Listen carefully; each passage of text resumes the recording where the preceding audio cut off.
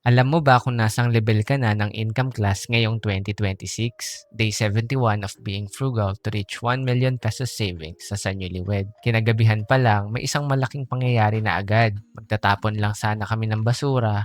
Tapos ayun, may nangyari na hindi namin inaasahan.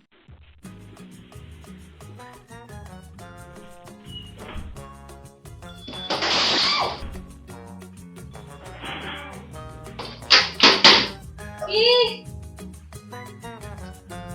Natumba ko. Ha? Natumba ko.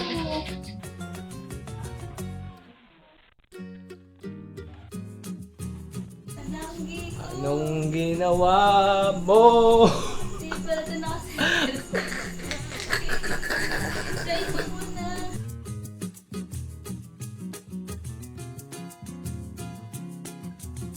Dumami yung kamot ng aking motor. Sorry.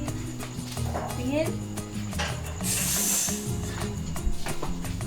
Lampa. Kung ako na lang sana ang iyong minahal. Sleep well ka na dyan, ha? Tinising ka kasi ng nanay mo eh. Sa totoo lang, natawa na lang ako at sabi ko kay wife, may content na naman tayo para sa day 71. At minsan, nare-realize namin na may mga bagay na tatawanan mo na lang talaga. Kasi kapag hindi lang sa mga gamit o material nakafocus ang puso nyo, mas nangingibabaw pa rin yung relationship nyo bilang mag-asawa. Hindi naman na ibabalik agad ang mga bagay. Pero yung respeto at samahan, yun ang mas mahalaga. Pero balik tayo sa usapang finances. Alam nyo ba kung nasa ang income class na kayo ngayong 2026? Based sa mga latest data at projections, ito ay household income na assuming 4 kayo sa bahay, sabihin na nating isang tatay, isang nanay, at 2 anak na hindi pa nagtatrabaho. Una, poor o mahirap ang tawag sa income class mo kapag mas mababa sa 13,800 kada buwan ang kinikita ng household nyo. Low income naman but not poor ang tawag kapag nasa 13,800 to 27,700 kada buwan ang kita nyo. Next naman ng lower middle income, nasa 27,700 hanggang 55,400 kada buwan. And ang middle income o tinatawag na middle class, nasa 55,400 hanggang 97,100 kada buwan. And ang upper middle income naman, nasa 97,000 hanggang 166,000 kada buwan. At ang rich o tinatawag na mayaman, mahigit 166,000 kada buwan ang kita ng household nila. Pero alam nyo ba, ayon sa research, ang rich and upper class ay 1.4% lang ang mayroon sa Pilipinas. At ang middle class ay nasa 40% at ang low income hanggang poor ay nasa 58%. Kaya alam namin na marami pa rin talagang mahirap sa Pilipinas. At yun ang totoo. Kaya nga goal natin na kahit unti-unti lang makatulong tayo sa financial literacy ng mga Filipino. Isingit ko lang na gumawa ako ng group na pwede tayong magtanungan at mag-share ng mga tips. At syempre, kung tatanungin tayo, gusto rin naman nating lahat na umangat sa middle class, upper class, at pwede rin yung rich. Pero kung wala pa tayo doon, sana huwag muna nating piliting mamuhay na parang nandun na tayo. Kaya para sa amin, ito ang 3 mahalaga. Una, huwag pikein ang lifestyle. Hindi kailangan magmukhang mayaman para umasenso. Mas okay ang totoong estado kaysa baon naman tayo sa utang para lang makasabay. Palaguin ang income habang marunong mag-budget. Hindi pwedeng tipid lang ng tipid, kailangan din nating paghusayan ng trabaho, skills, negosyo at mga opportunity na dumarating. Pangatlo, gawing asset ang mga sobrang pera. Hindi puro liabilities. Mag-ipon, mag-invest at matutong magpalago ng pera habang maaga pa. At sa huli, hindi naman ito tungkol sa pagmamataas kung anong class ka ngayon. Ang mahalaga, alam mo kung nasan ka para malaman mo rin kung saan ka pupunta. At ito nga yung nakikita nyo, nag-grocery kami ni wife para sa date namin bukas. Alam ko namang pwede naman kami mag-restaurant pero may option kaming mag-grocery. Pinabili ko sa kanya lahat ng gusto niyang lutuin para both masaya kami. Sineselebrate nga namin kasi yung birthday niya. Hindi man eksakto pero buwan pa rin naman ito ng kaarawan niya. Pero ang lesson today, hindi mahalaga kung saan ka nagsimula. Mas mahalaga na may direction ka at hindi ka tumitigil. Kaya, samahan nyo kami sa journey na to. Day 71 pa lang, tuloy-tuloy na to. Meron ka bang 600 pesos tapos gusto mo ng masarap na date? Yung para sa asawa mo, girlfriend mo, o kaya best friend mo? Yung pang 2 persons, tignan natin kung hanggang saan naabot yan. Last time, nag-date kami sa mall ni wife at umabot ng mga 1,400 pesos ang bill. Pero ngayong araw, naisip namin ni wife na sa bahay naman. Ang goal namin, mahigit kalahati ang matipid kumpara sa huling date namin. At ito ang inabot ng halos 600 pesos. Tatlong buffalo wings, 124 pesos lang. Tapos gumawa pa kami ng sariling Greek yogurt, buffalo dip na nasa 42 pesos. May pork baby back ribs din na favorite ni wife na ganito kalaki na nasa 181 pesos lang ang nagastos. Samahan mo pa ng french fries na nasa 37 pesos, dalawang burger naman, isang triple patty para sa akin at isang single patty lang para kay wife. Nagawa sa lean ground beef na may lettuce at tomato na nasa 195 pesos. At syempre hindi mawawala ang signature homemade frugal coffee namin mga 20 pesos lang. Samahan mo ng kanin na nasa 15 pesos. Kapag tinotal natin lahat, 614 pesos lang. At ito pa ang mas nakakatuwa. Pagkatapos namin mag-date, sinamahan ako ni wife magpapawis. Naglaro muna kami ng mga kaibigan ko sa labas. Tapos, pag uwi, second round pala ng date namin. Kasi may natira pa. Doon namin na-realize na minsan, hindi pala talaga sa presyo nasusukat ang quality time. Oo, masarap din ang mag-eat out. At oo, may mga pagkakataon na gusto rin namin lumabas. Pero may option din pala na gumawa ng sariling date sa bahay. Kailangan nga lang ng konting effort, konting preparation at mas maraming pagmamahal. At sa totoo lang, hindi naman namin maaalala kung ano yung kinain namin after 2 years, after 10 years, syempre lalo na after 50 years. Mas maaalala namin yung tawanan, kwentuhan at simpleng moments na magkasama kami. Lesson today, hindi kailangan mamahaling date para makagawa ng mamahaling alaala. Kaya samahan nyo kami sa journey na to. Day 72 pa lang, tuloy-tuloy na to. Church day ulit at may isang bagay kaming natutunan na gusto naming i-share sa inyo. Lahat tayo aminado na naiinggit tayo sa iba kapag nakikita natin yung sobrang ganda ng buhay nila. Parang iniisip natin na wala na silang problema.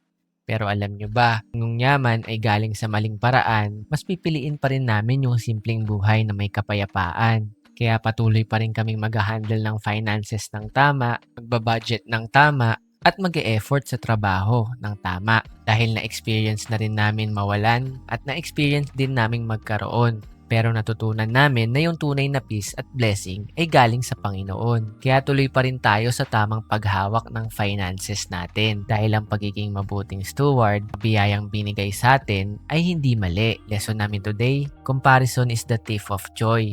Mas okay nang tutukan natin ang sariling journey natin imbis na mainggit.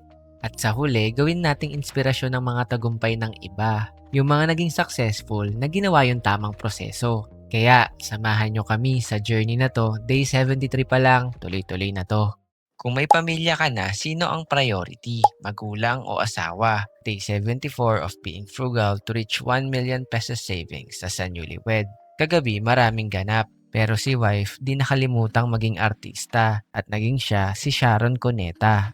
Pero today, may napag-usapan kami na gusto rin naming i-share sa inyo. Kung may sarili ka ng pamilya, sino ba talaga ang priority? Para sa amin, walang masama sa pagtulong sa mga magulang. Pero naniniwala kami na kapag may asawa ka na, ang priority mo na ay ang partner mo at ang pamilyang binubuo ninyo. Hindi ibig sabihin na kinakalimutan mo na ang magulang mo. Ang ibig sabihin lang may bago ka ng responsibilidad na dapat mong pangalagaan. At imbes na pag-awayan kung sino ang mas priority, mas mahalaga siguro ang boundaries, respeto at maayos na communication. Kasi naniniwala kami na pwedeng mahalin ng mga magulang at mahalin ng asawa nang hindi kinakailangan mamili. Kayo, ano ang mga experiences nyo dito? At kung nagugustuhan nyo ang mga content namin, please like, follow at share nyo na rin para mas marami pa tayong ma-inform tungkol sa finances. Sa huli, hindi ito tungkol sa pagpili kung sino ang mas mahal. Kung hindi, kung paano natin mamahalin ang bawat isa ng may tamang priority, respeto at karunungan. Kaya, samahan nyo kami sa journey na to. Day 74 pa lang, tuloy-tuloy na to. Kailan ba nagiging masama ang paggastos mo sa mamahalin mong kape? Ang ibig lang sabihin namin, yung mga wants natin. At para sa amin, may 3 pagkakataon na hindi muna advisable mapunta ang pera natin sa wants natin. Una, kapag may consumer debt ka pa. Ang ibig sabihin nun, kung may mga utang ka pang binabayaran.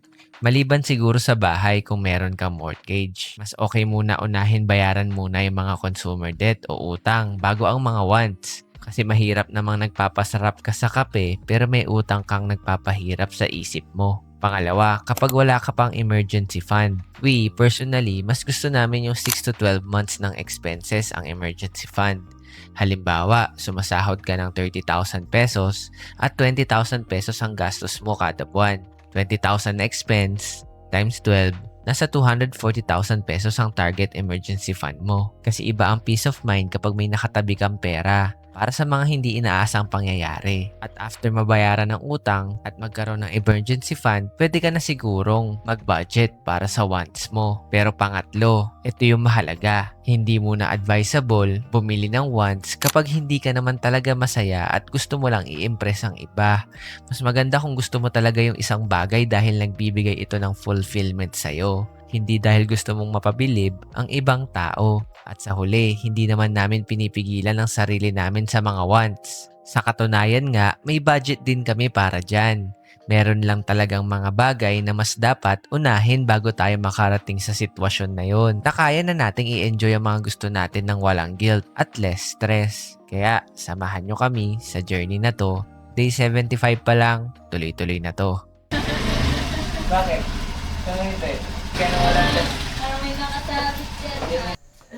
Sarap to ah. May isang rule kami sa bahay na hindi alam ng ibang tao. Noong nagpagawa kami ng bahay na na-share namin noong day 70, napag-usapan namin ni wife kung ano ba talaga ang mga kailangan at alin ang mga nakasanayan lang ng marami. At doon namin napag-usapan ng isang bagay na hanggang ngayon sinusunod pa rin namin. At ito yung nakakatawang rule namin. Unless magbigay, hindi kami bibili ng TV. At sa totoo lang, okay naman ang buhay.